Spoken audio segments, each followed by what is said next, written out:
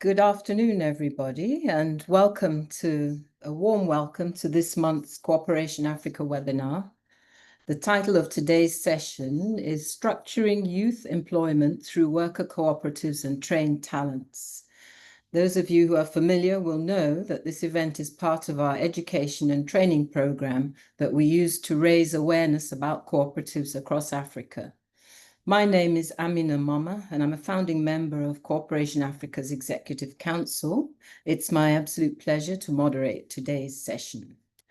Before we hear from today's speaker, let me just say a few words about Cooperation Africa and what we're all about. In terms of our mission and strategy, we're a membership organization that's registered in and operates out of Ghana, and we have members from across Africa and beyond.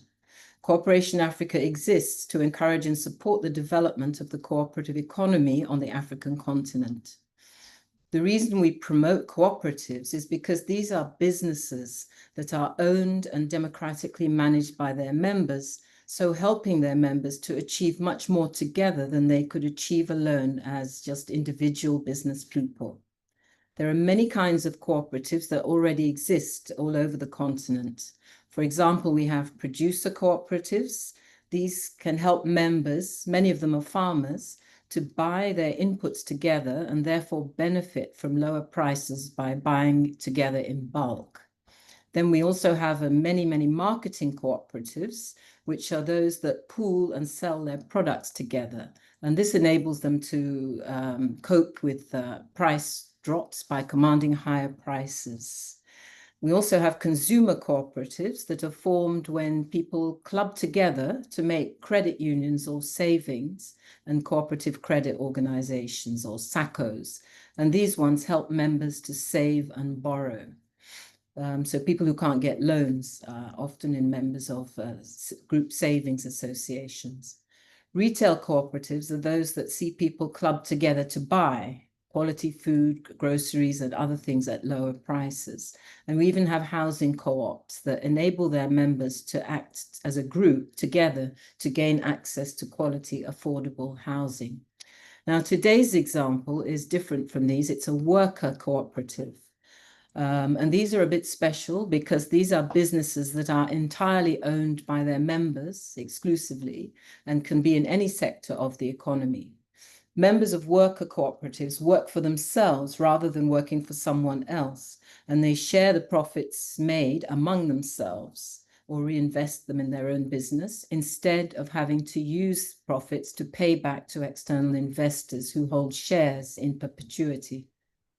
There is clear evidence that cooperative formation allows communities to achieve higher and more secure standards of living for themselves, both of which we all know are direly needed in the African context. The research evidence provides an empirical basis for understanding that African countries with strong and dynamic cooperative sectors will be more equitable, more democratic, and more self-reliant societies. In terms of our current activities and work, Cooperation Africa's work falls under three main headings. The first is the area of research and advocacy.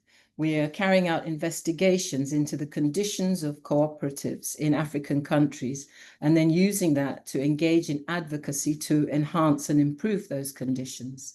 So that last year, for example, we commissioned a research that mapped the strengths and challenges of the cooperative sector in Ghana, looking at hindering and enabling factors. In fact, this research was successfully completed and launched just last week. And the reports and recordings of that launch can be found on our website at cooperationafrica.org or on YouTube. For this year, we're doing the same in Zambia, where the research is just beginning, underway in a partnership with a Southern African Institute for Policy Research, popularly known as SAPA. The second area of work is education and training, like the present webinar, for example. And we produce a monthly news bulletin called Mapigo, which means the pulse. This is a digest of news about African cooperatives. You can subscribe to this for free to stay informed, and I recommend you doing so. We also organize conferences on critical issues affecting cooperatives in Africa. And as part of our work, a separate project under education and training. We're setting up a matchmaking capacity building scheme that will pair cooperatives up with resource people who can help them improve their operations and develop. Lastly, under the heading of cooperative financing, we aim to provide loans to help people start or grow their own cooperatives. We welcome members, all those who are willing to actively help to bring about a more cooperative and self-reliant Africa. So please see the membership section on our website and sign up and join us, become a member. As for you, the audience, welcome aboard. Please feel free to introduce yourselves in the chat section. And remember to place your questions there or in the question and answers section provided so that when we come to the discussion, this can be shaped after our speaker has made his presentation. The session will just last for an hour, perhaps an hour and a quarter, and our speaker will speak for about 35 minutes. After that, we'll have a short time for discussion. We have interpretation, so please see the interpretation link if you're a French speaker in particular to access the translation. And please be advised that the session is being recorded. Now let me introduce this week's speaker. Welcome, John Njuguna Maina. John is a cooperator by profession and passion, and a trainer of trainers and a creative leader. He's currently the founding chairman of Chipukizi VOD Worker Cooperative, which focuses on educative entertainment. He's also the founding chairman of Alphaprime Worker Cooperative, which provides professional cleaning and relocation services, and they're both based in Nairobi, Kenya. He tells us that he's deeply passionate about mobilizing and organizing young people around their talents and skills to serve the greater purpose. Through his experience, he's observed that young people have great ideas and energy, but they often lack access to capital and to supportive structures to enable these ideas to be turned into viable businesses. He argues that the worker cooperative model offers a practical and empowering solution to this gap. And he's going to share some insights from his 6-year journey with worker cooperatives, including the insights, challenges, and lessons learned, so that he can inspire us and inform others across Africa and beyond. So with that, I'll turn it over to you, John, and invite you to share your remarks for about 35 minutes. And I will give you a little nudge 5 minutes before the end of that time. Please go ahead. Thank you. Thank you so much, Amina. And I hope I'm audible from where you sit. And just to confirm, am I audible? Just confirm before I... Yes, we can hear you clearly. Thank you. Thank you, Amina. Thank you for the introduction. Thank you for the brief about the Cooperation Africa. And I'm so impressed. In fact, I sincerely appreciate the opportunity to come and share our insight, our experience with these great minds. Because when I listened to the introduction about Cooperation Africa and what you're doing, I am really amazed. And this is good work. In fact, I would want to remain engaged with whatever you're doing after this talk, that I'll visit the website and also subscribe to membership and also work together, because when people work together, and that is the spirit of cooperatives, they're able to go far and far now. Thank you very much. I want to utilize my 30 minutes fully, and in case there will be questions or concern, I would appreciate a lot. So allow me share the screen. All right.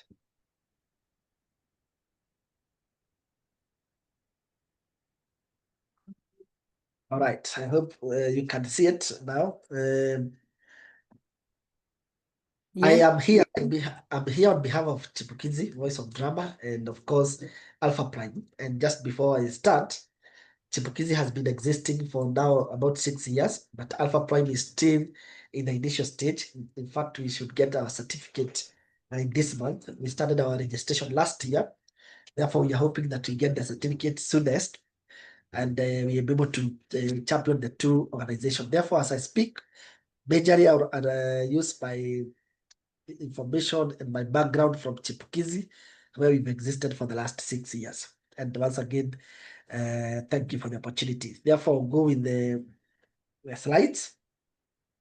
And of course, like you mentioned, Amina, that the title is A Youth-Led Worker Cooperative Transforming Lives Through Art. And I'm the presenter. I'm John Jugunda, the founder and the chairman of Chipukizi Voice of Drama, which is a theater group that practices entertainment that is educative and also champions the cooperative spirit across the country.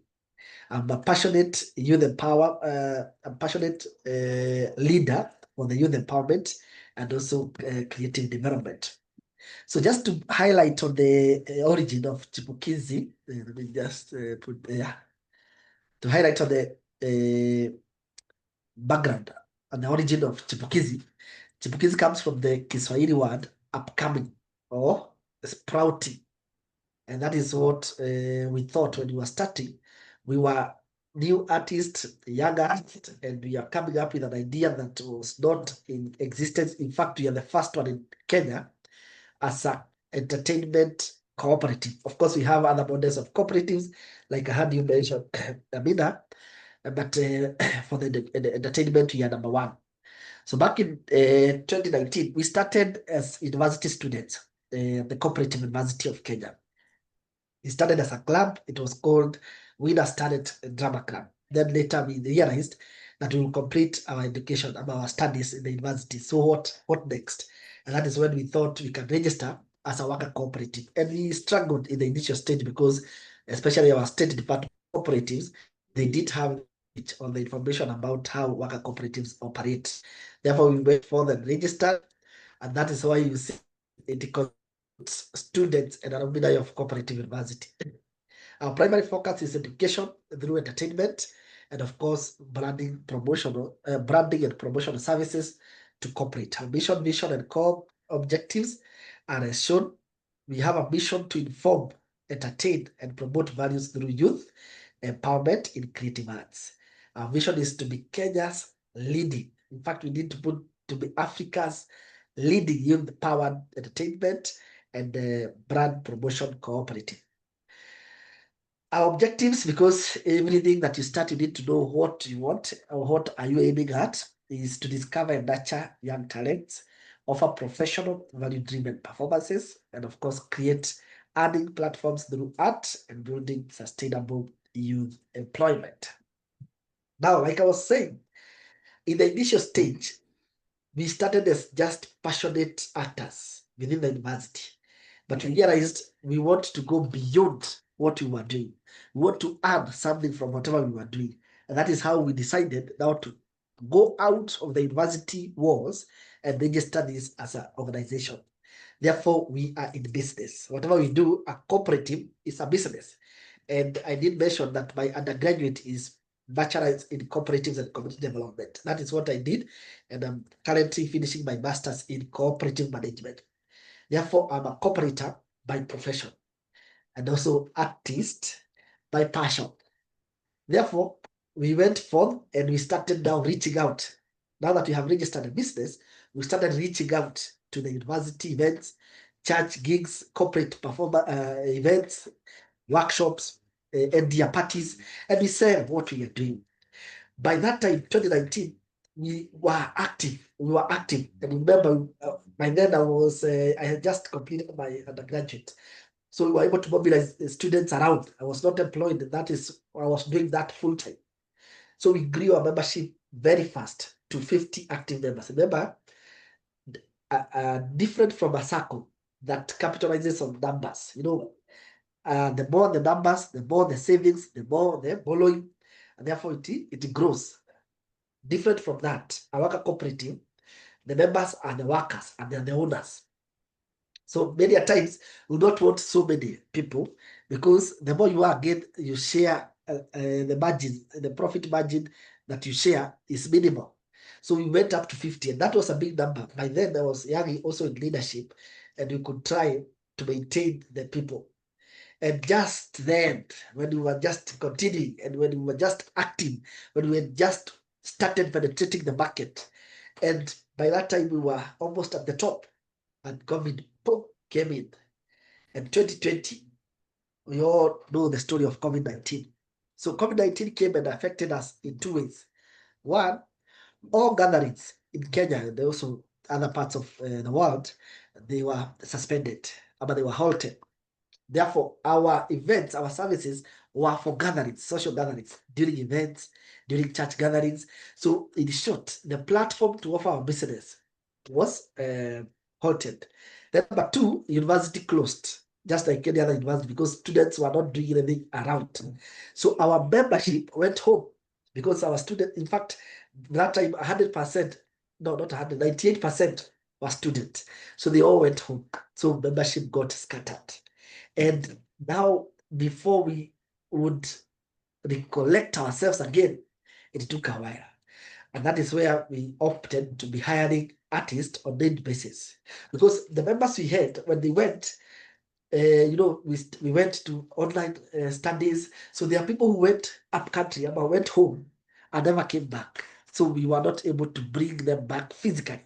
And we were left with very few people, and even others lost hope with our cooperative. But of course, a leader will not give up when others are doing that.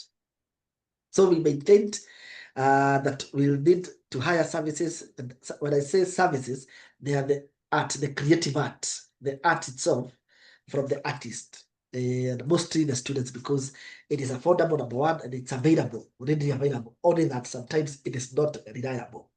Available, but not reliable. So we maintain this service delivery by adapting to smaller and flexible teams, and we continued. Now, when it comes to creative outputs and financial development, having that background, of course, we had defined what we wanted to do. But by then, we were jack of all, master of none. So we could do so much that we were not able to master on anything. So we defined our services or our services. We majored on theatre plays, where we would organize plays within the university and charge tickets, 150 shillings to students, and stage plays in evenings, Friday evenings, and we collect the money and then we divide amongst ourselves. We do skits and branded narratives for the event specifically, live music and spoken words during the National Ushirika Council. Ushirika is the cooperatives day. We would do that, and also other events, especially the weddings. So all this we had defined and we had, in fact, settled on them. And up to date, of course, we have not changed. Then we were able to even reach an international audience. COVID, beside scattering our membership, we were able to get an opportunity to perform to an international audience through the International Cooperative Alliance. You all know ICA. We got an opportunity because their offices are here in Nairobi, Kenya, and we were able to send some pieces. And also German, it was called German something cooperative celebration day. And we also sent contents, and they would send us money. So we were almost getting there.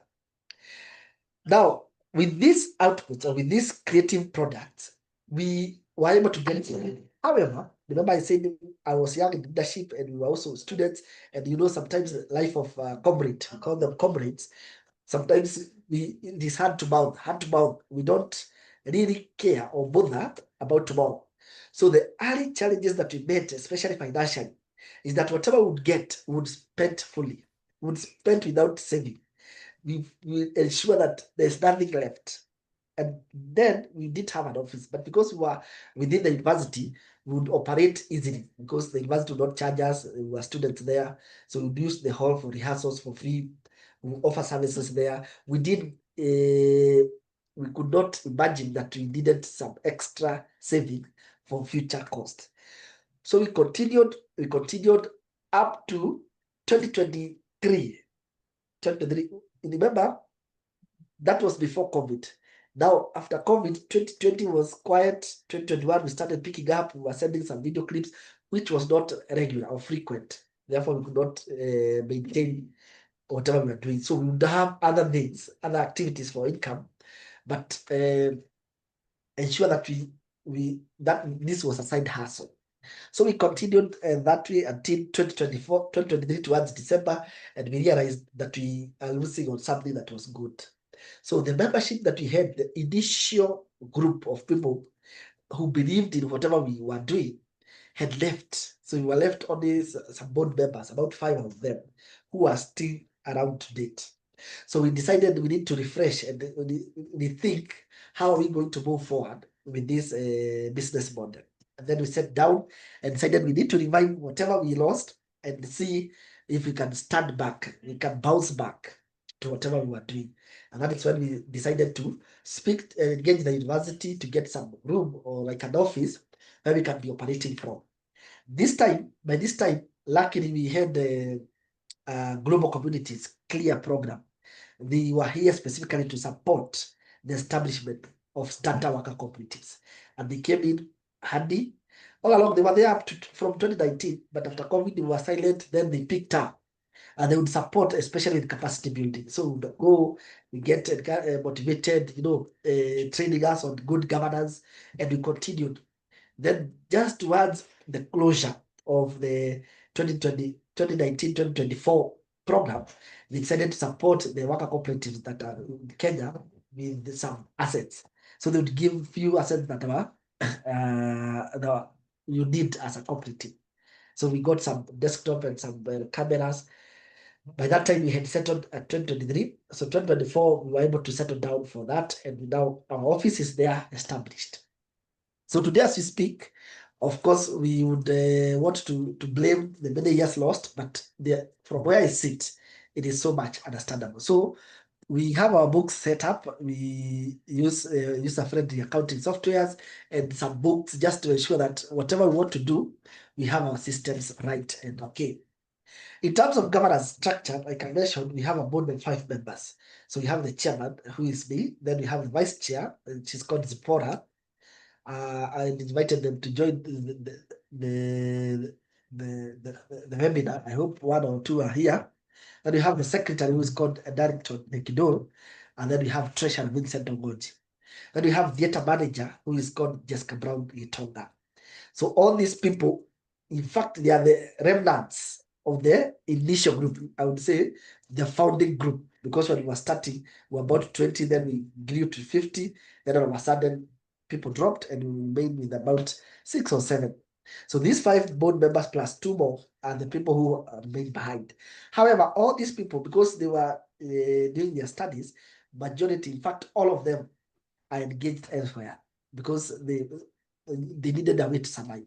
And because we were not frequent in our business, so they get engaged, but they are here to offer advisory and support where needed. Now, when we need any decisions, we make them as a board. So at the moment, we use university attaches and interns. So they support a lot in administration work. So you see them around the office in terms of marketing, in terms of branding. So they are really resourceful when it comes to the day-to-day administration work. However, when we have major decisions, we invite all the people who have interest, who are interested with whatever we do. We bring them on board just to ensure that they are part and parcel. Okay, so that is where we start at.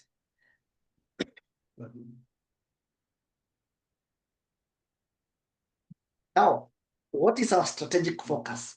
What are our areas of interest? What are we looking at now that we're here, 2025? So the other day, we attended a training for creative arts. There are programs that really support creative arts. Now that even our government is really interested with creative economy. So we went through a training and they were helping us to package our services, to focus. Like I mentioned in the beginning, that we were all over. We were jack of all, but master of none. So we were not able to focus on what we wanted specifically. We were all over. Today, as we speak, we are able to now strategize and know that we want to focus on the 2-3 areas. And we have 3. One is we want to engage or partner with corporates out here. When I say corporates, majorly is the SACCOs and the banks sector, the institutions, learning institutions, and even religious institutions. We want to engage, promote whatever branding they want, marketing, and we have packaged ourselves towards that. That we want to help you to create awareness. Like now, we are aiming at, for example, an insurance company. We want to help the public or create an awareness to the public, like you're doing as corporation, just awareness for cooperatives. But now we help public understand why they need insurance, for example. What is the role of insurance? How can you be engaged? Because sometimes the public lack knowledge. The architect or the knowledge, the technology of ensuring the public understands is what we want to measure on. So that is number one. We also want those corporates to engage us during their annual events. So if they have a name, for example, Together as One. So we do skits or drama, short plays, or other creative pieces that will help them understand that this is the theme, Together as One. What is the motto of our organization? So that is area number one that we are focusing on moving forward. Number two is theater performances, that I have already mentioned. Educational and community-driven shows. I have mentioned that we organize shows, these theater shows. We get a hall, we practice, and we charge people tickets. People come in and they pay tickets and they enjoy it. Night of evening of enjoying. We have events that we have been invited by organizations to come and perform. And then we pay. Remember, we have now actors who we hire on need base because we are not able to maintain, but also we invite people to go and sell on commission basis. Then the third area is the live music and creative events. So this is different from the theater. Here we want to measure on live music. There are people who would be interested with theater only. Others would be interested with music. For example, when we go to restaurants, when we go to mostly restaurants and lodges, people enjoy live music there. So when we have our instruments ready and we play cool music and people sing, so we get to sell what we are doing. So all these are the things, the three of them, we want to focus on as a strategic area. What are the key challenges that we identified from the word go? And we have learned, because we always say failing is not bad. Because if you don't draw any lessons from that, then failing is irrelevant or unnecessary to you. But any failure or any mistake, when you realize it turns to be a lesson. And then moving forward, you're able to improve on that. One, we realized why we lost our membership a lot is because we didn't have a consistent income stream. Remember, we had so many services. If you list them down, they were almost over 10, but we were not able to maintain it. Reason I don't understand whether we were not so committed or we lacked, we didn't have focus. So when you are all over, you are nowhere. So sometimes it's good to restrict yourself to areas that are manageable so that you're able to focus. So that is mistake number one. And that's why we have narrowed down to 3 areas that you're able to focus on fully. Number two, members due to COVID, and you are not able to bring them back because they didn't get the value to come back. Some, of course, they were limited due to factors that are beyond us, but there are some whom we could bring back.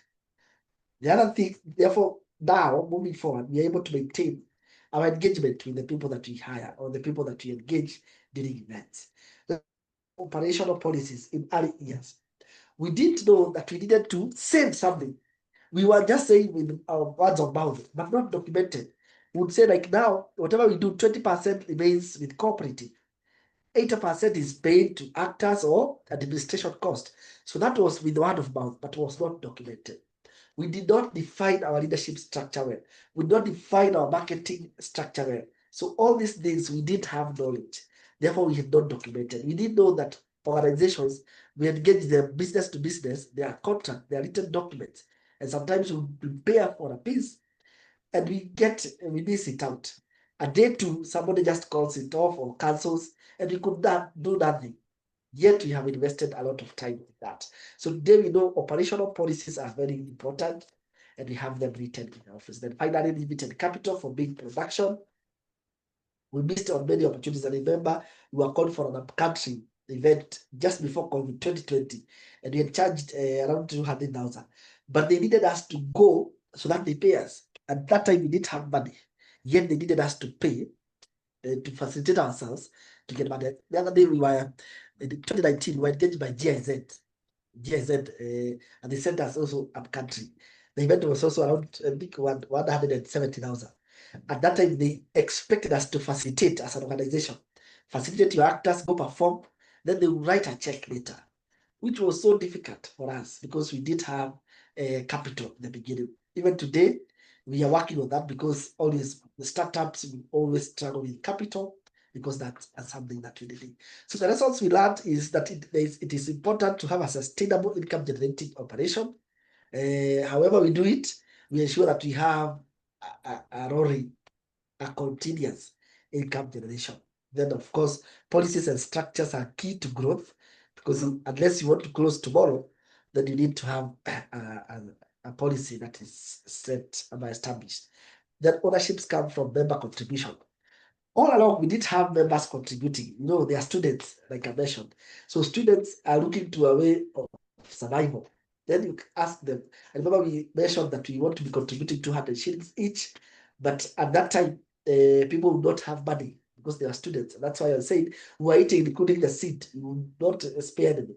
So asking them for 200 as a commitment was a challenge. But later we realized it was important because people who want to commit to an organization to grow, they will sacrifice a bit. Because in the beginning, initial stage, you have to commit. You have to sacrifice. If you don't do that, then you lose as a team. And then finally, flexibility and innovation are critical in times of crisis. That we needed to be flexible. Like now, during COVID-19, there was a reason for us to know that people are shifting to virtual. People are going digital. So what are we doing also? Like now, the two businesses that we are able to get overseas to date would still be offering the service. Maybe now at this age, we'll be doing physically. So looking ahead, we want to scale up our operations across the counties within the country. We want to go beyond the capital city, Nairobi County. Of course, build long-term partnerships with circles and corporates. We want to approach the business through a partnership approach. Beside offering business, can we partner because we need each other? Cooperative. In fact, the 7 principles of cooperatives is concern for the community and cooperation amongst cooperatives. So if you don't cooperate, then why it will become difficult. It becomes difficult for us to exist because we fighting in a market that is very competitive. People who supply, like now we supply public candidates. People have bigger instruments. They set up big stages. Yet we want to venture into that market. There are people with theater groups that are established. So we are competing against them. So maintaining that, we need cooperation amongst cooperatives. Let's setting up a physical art hub, cooperative studio. We want to move beyond the office that we have within the university. So what else can we establish outside there? Of course, institutionalizing youth mentorship and internship programs. And we want to partner with the Ministry of Education in our country, and that we have initiated. We have the letter, and they advised how we follow the procedure to follow, so that we are fully pledged or fully approved for this mentorship. We partner with other institutions to do that. So my closing thought is that cooperative model offers real solutions for youth employment. What I say is, for you realize many youths, and that is my argument, many youths have the talent. They have a skill, for example, an expertise, but now they lack in capital. They lack the bargaining power. They lack the ability to sell out. But when people come together, when 2 come together or 3, they're able to cover a large scale. That's why in cooperatives, the synergies 1 + 1 = 3, not even 2, because that is a formula that has been justified. Of course, art can be dignified. You don't need to do just sell art anyhow, half naked. We sell decent. That's why we aim at corporate, because our entertainment or our products are decent and structured to ensure that there is no shame. Finally, Chipukizi's approve of all this, that creativity plus cooperation, it leads to transformation, both for the client and also to us as individuals. Our contacts are there. email, my telephone. Some of the links, of course, we'll share with us in the YouTube and in the Facebook. You'll find us there. And in fact, today as we speak, we are just finalizing our website. And before the end of the week, it should be ready. You're able to visit our website and see what we have been doing, just to prove that indeed we are working hard to ensure that we are empowered as a team. I want to finish there, Amina, and invite any questions or concerns that we have. Thank you. Wow, thank you very, very much. That's a really compelling story, and clearly quite a resilient and successful initiative involving youth. I really love the way you introduce yourself as a cooperator by profession and an artist by passion. But let me turn it over to those who've joined us to invite any questions. There's one in the chat already. Those others of you who have questions, please put them in the chat so we can pick those up. But we have a question here from our co-chair. And incidentally, before I go to that, let me just mention that we're also affiliated to the ICA like you, and that someone from the Cooperative University of Kenya, Ms. Esther Gicheru, is our co-chair. So we have a number of connections with you. But we have already two questions in the chat. The first one is from Adote Bing Papo, our co-chair here in Ghana, who asks, how do you manage to combine chairing two cooperatives? Is there overlap among the members? All right, that's a good one, Dottie, and I appreciate. The two cooperatives are different. They offer different services. Their way of operation is also different. In fact, we have two board for each. Remember, in cooperative, you cannot be in two cooperatives that are selling the same thing, or they are doing the same. Like now, you cannot be a leader for two circles because of conflict of interest. But for this case, because the services are different, it is easy. Now, from my profession as a cooperator, and two, from the passion that we have, incidentally, both are youth-owned and youth-led cooperatives. For the Alphaprime, I started by promoting. It was not the intention to be a chair.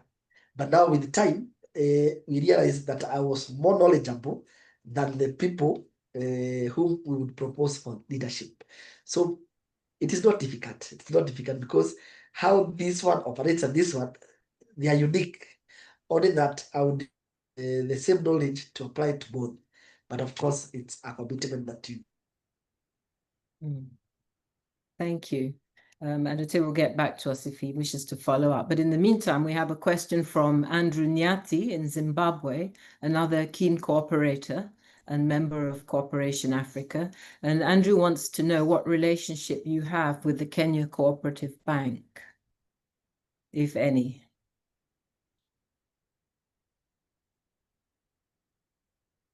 Hello?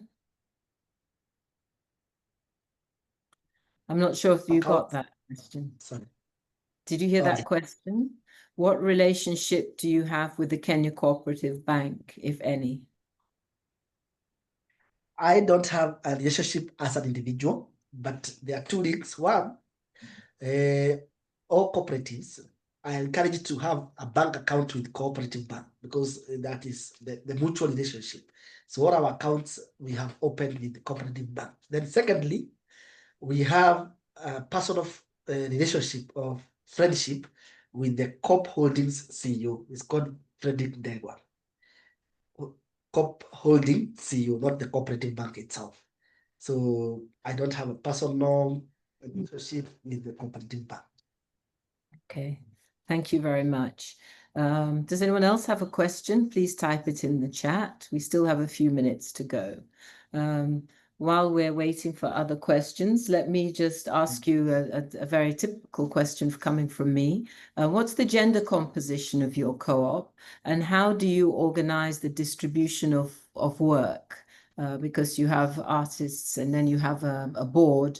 So I'm wondering if members of the board are also performers, for example, to engage in the work of the cooperative, or how do you balance fairness among the tasks since everything is shared in terms of the profits? That's a good one. That's a good one. First of all, like I mentioned, being a youth-led cooperative, it means all of us are almost the same. We are age groups, we are cohorts. So all board members are performers, they are actors, they participate in the business. Our constitution is 60% versus 40. 60 are ladies and 40 are men. Reason being, ladies are good with stage, they are good with acting, they are good with facial expression. So they are good as performers. Of course, you have very good men in performing, but also ladies are also very good.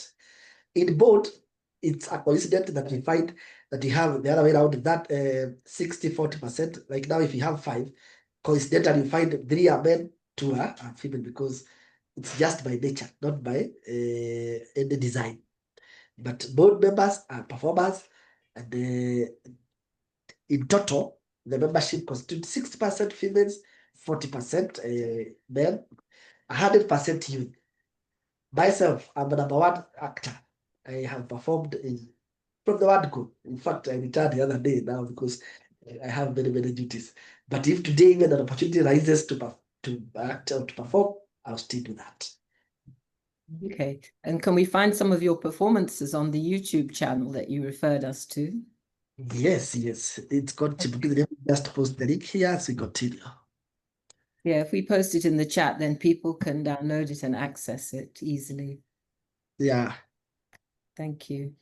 An introduction image as we wait for maybe 1 or 2 more. Yeah. Any other questions from people? Take the opportunity to ask John any questions you have. But this sounds like a very successful example of a worker co-op. Thank you. Thank you.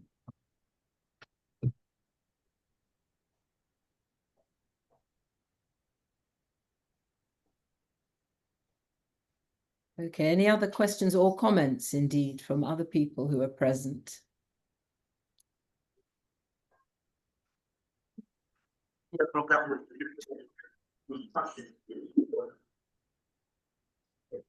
Yeah, okay. So we have 2 more questions here coming into the link. What kind of audiences do you get for your performances in terms of size, gender, and age? When you're ready. Okay.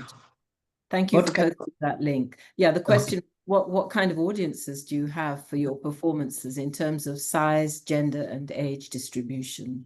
All right. Majorly, we find or we realize that the audience constitutes of young people, the Gen Zs in Kenya today. The Gen Zs are the majority, especially when we organize our shows. But when we go to corporate events, of course, the audience are mature people, meaning adults, older adults, because those are the people who are in the workspace.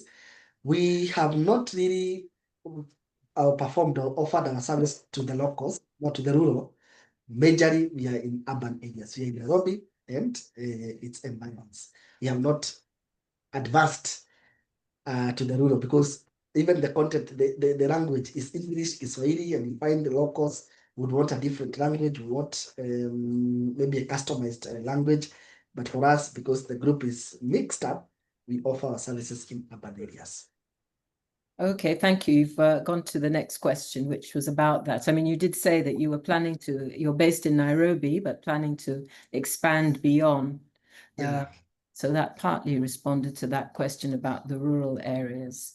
And you could let us know if you have plans to take on some of those additional languages as you grow and expand, which I'm sure you will do, judging by your success so far.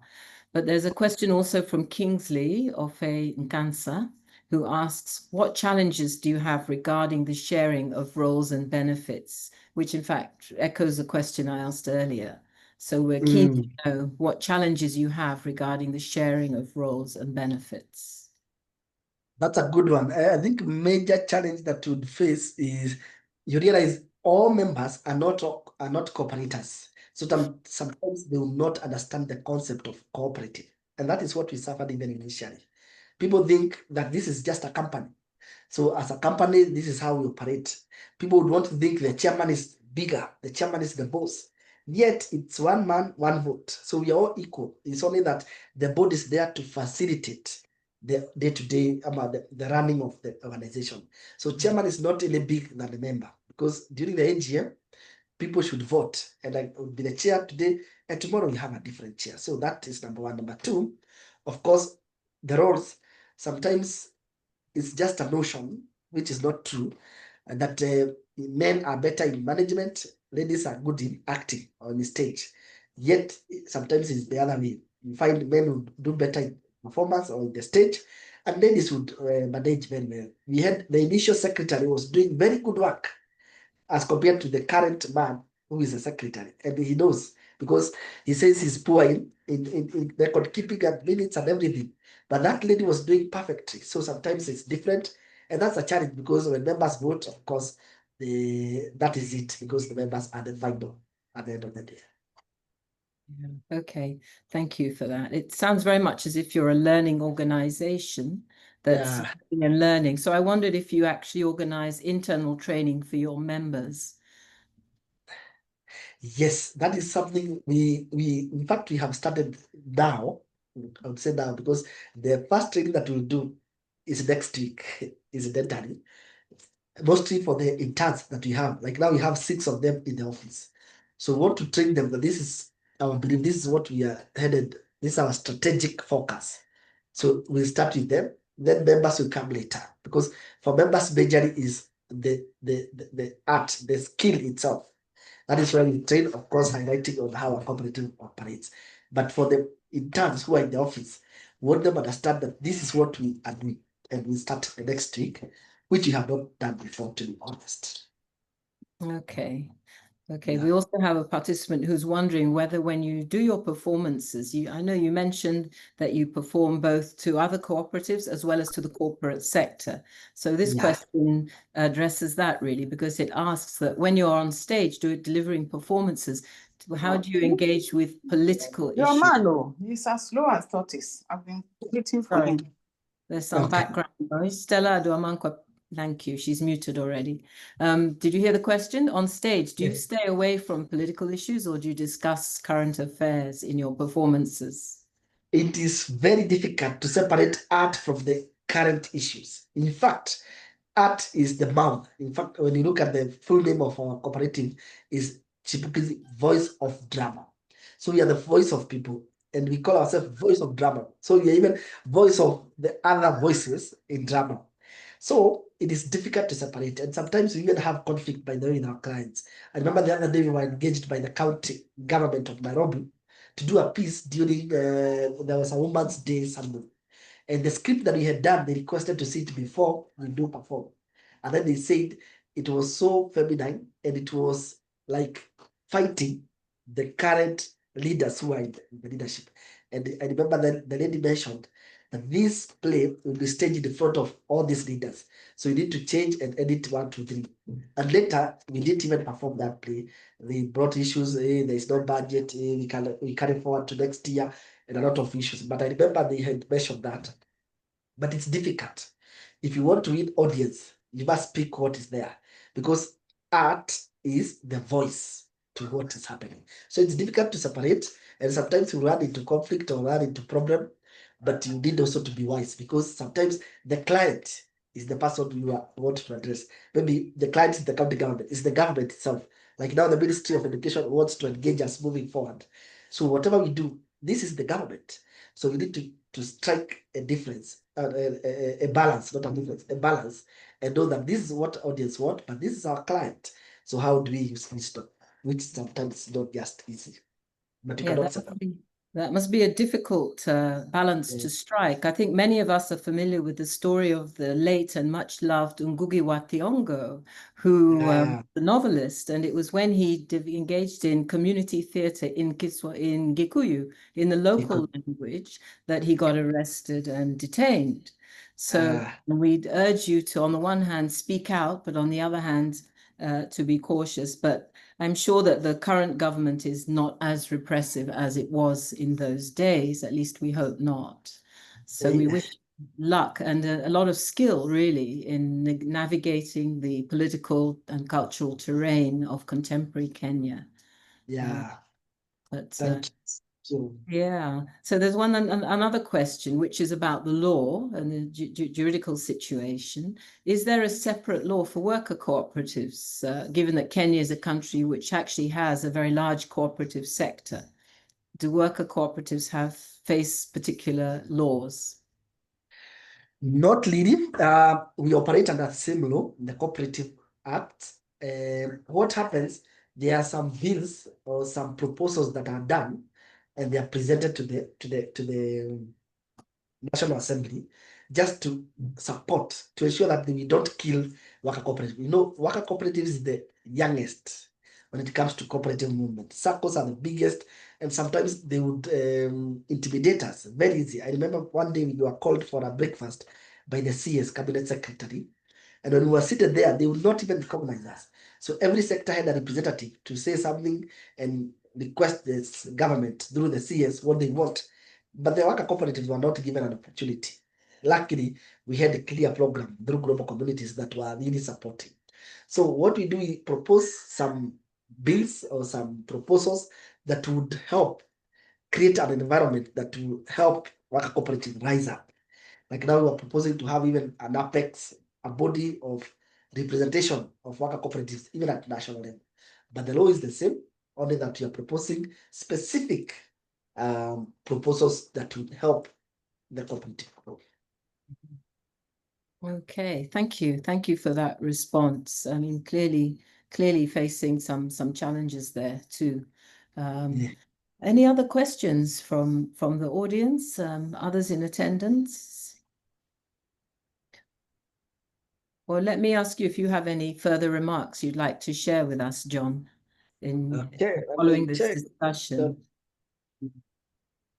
I must say, take the opportunity to say, I'm very happy to hear, so as a feminist, I'm very happy to hear about the gender balancing and even your own comment that people like to presume that which is not true about the difference between men and women. Because I know Kenya to be quite a patriarchal society, like many of our countries. So I'm very happy to hear that women are so active in both the governance and in the performance. So that's very, very heartening. But perhaps, do you think that's a reflection of the next generation? That you actually are more advanced in terms of your gender culture and willingness to work together as men and women?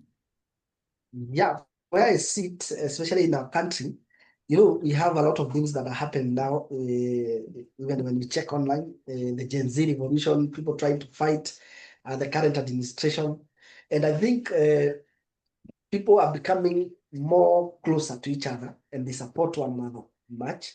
So you realize that gender is not so much, tribe is not so much, but what do you bring on the table? So the ideology is what matters.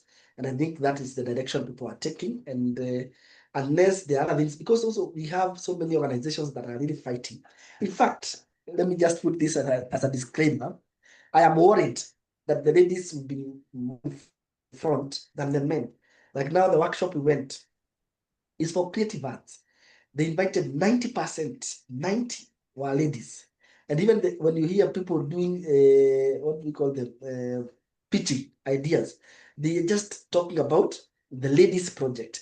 Ladies for ladies by ladies, everything ladies. When I stand, I say, no, at least let's be fair even to men. And I'm worried. Another program is funding purely ladies, and it's for creative arts. And they get some ladies from Chipukizi, they benefit. But as for men, I ask, how about us?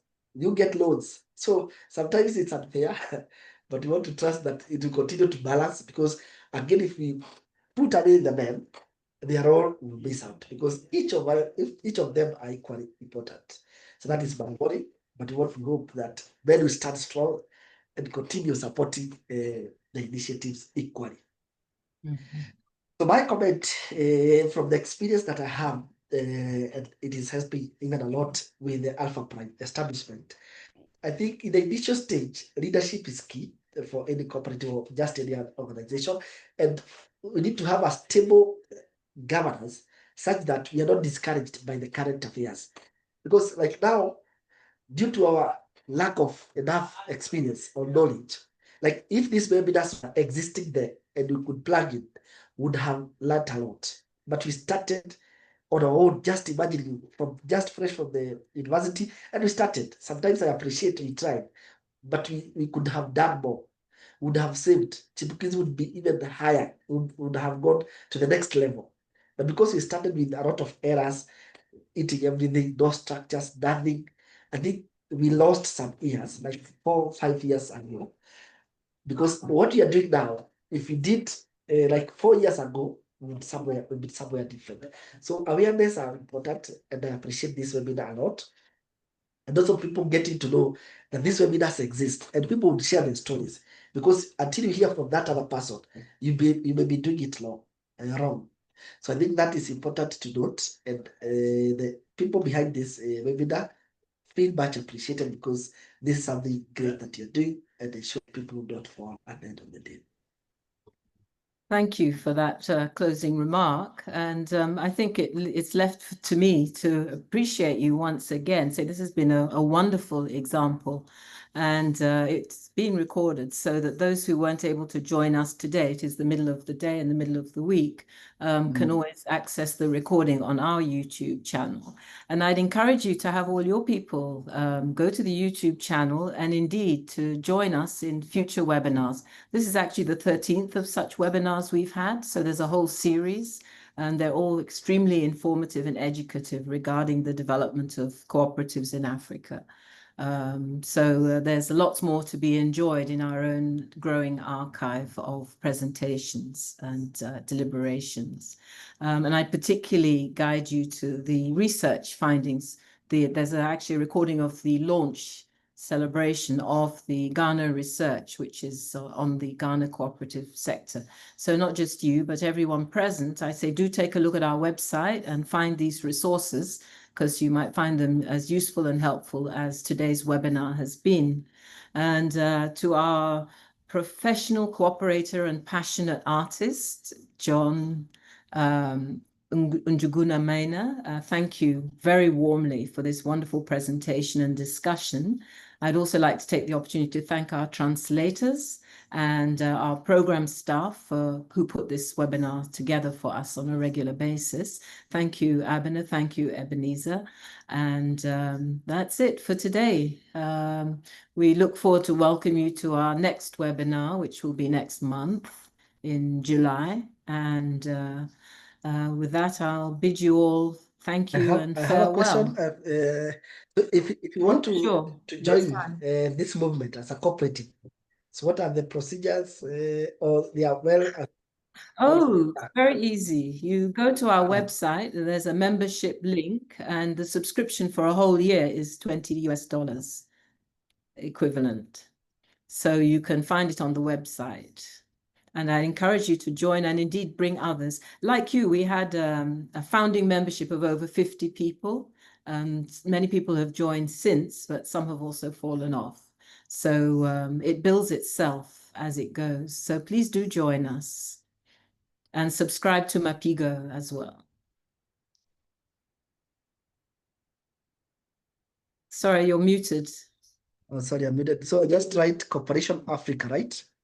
Yeah, cooperationafrica.org, one word.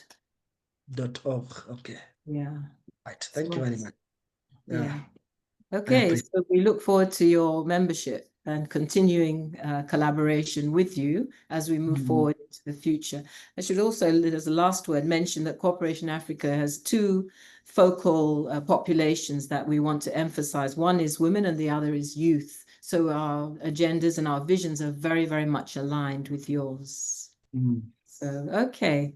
So thank you again, everybody, and have a good rest of your afternoon and week. And we look forward to welcome you back to this special space for Cooperation Africa.